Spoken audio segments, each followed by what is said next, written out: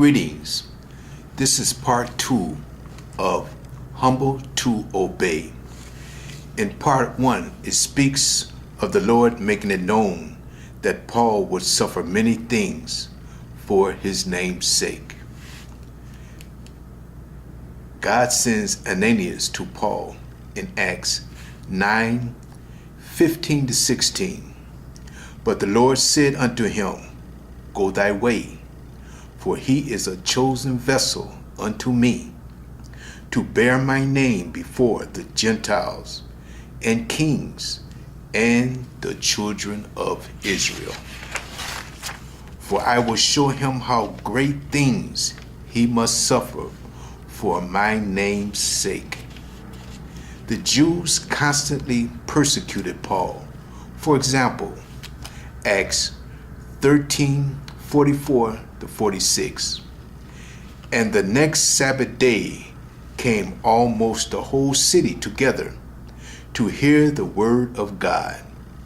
But when the Jews saw the multitudes, they were filled with envy, and spake against those things which were spoken by Paul, contradicting and blaspheming.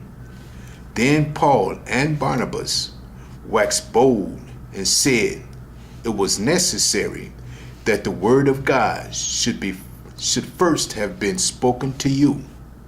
But seeing ye have put it from you, and judge yourselves unworthy of everlasting life, lo, return to the Gentiles. Acts 13:49-51. And the word of the Lord was published throughout all the region. But the Jews stirred up the devout and honorable women and chief men of the city, and raised persecution against Paul and Barnabas, and expelled them out of their coast. But they shook off the dust of their feet against them, and came unto Iconium. Acts 14:19-20. And there came thither certain Jews from Antioch and Iconium, who persuaded the people, and having stoned Paul, drew him out of the city, supposing he had been dead. Howbeit, as the disciples stood round about him, he rose up and came into the city, and the next day he departed with Barnabas to Derbe. Acts 17:13-14. But when the Jews of Thessalonica had knowledge that the word of God was preached of Paul at Berea, they came thither also, and stirred up the people. And then immediately the brethren sent away Paul to go as it were to the sea. But Silas and Timotheus abode there still. Acts 18:12-14. And he continued there a year and 6 months, teaching the word of God among them. And when Gallio was deputy of Achaia, the Jews made insurrection with one accord against Paul, and brought him to the judgment seat, saying, This fellow persuaded men to worship God contrary to the law. And when Paul was now about to open his mouth, Gallio said unto the Jews, If it were a matter of wrong or wicked lewdness, O ye Jews, reason would that I should bear with you. Paul gets frustrated because the Jews are constantly persecuting him and keeping him and his ministry on the run. So he prays to God to remove the thorn from his flesh, which is the constant persecution by the Jews. 2 Corinthians 12:7-10. At lest I should be exalted above measure through the abundance of the revelation, unless he become proud or puffed up, for the great amount of things God has taught and revealed to him. Continuing, there was given to me a thorn in the flesh.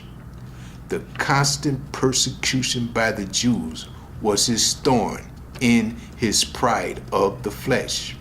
Continuing, the messenger of Satan to buffet me, lest I should be exalted above measure. Again, lest he should become proud and puffed up. Continuing, for this thing I besought the Lord thrice, that it might depart from me. And he said unto me, my grace is sufficient for thee, for my strength is made perfect in weakness. Most gladly, therefore, will I rather glory in my infirmities, that the power of Christ may rest upon me. Suffering also plays a big part in our salvation. In Hebrews 2:10 it says, for it became him for whom are all things, and by whom are all things, and bringing many sons to glory, to make the captain of their salvation perfect through suffering. In 1 Peter 5:10 it says, but the God of all grace, who hath called us unto his eternal glory by Jesus Christ, after that ye have suffered a while, make you perfect, establish, strengthen, settle you.